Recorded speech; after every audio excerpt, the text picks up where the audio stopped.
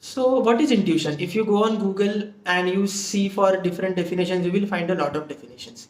But I don't want to go into the definition of intuition because we are not having a theory lecture here.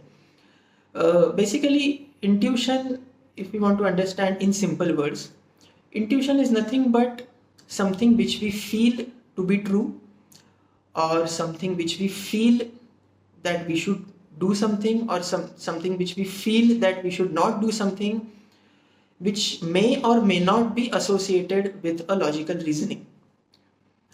So as I said, intuition is basically, it is based on our inner feeling, or what we commonly refer to as gut feeling.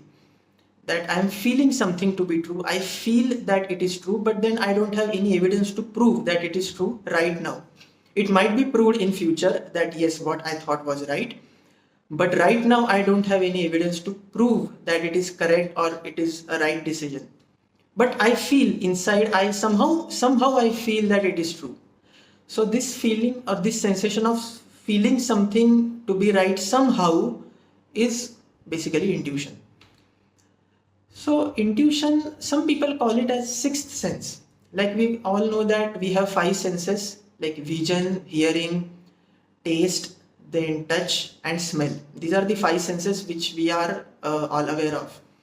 So some people call intuition as sixth sense, like, other than these five senses. But I prefer to call intuition as a first sense, because I find it the most important sense. Of course, all the sense organs are important for our functioning, no doubt about it. But if we compare importance of intuition with importance of other senses, I would prefer to call it as the first sense or first ever sense, and then I would place the other senses in the order after intuition. But then, if it is most important, if it is the most important sense, why do we find it so difficult to follow?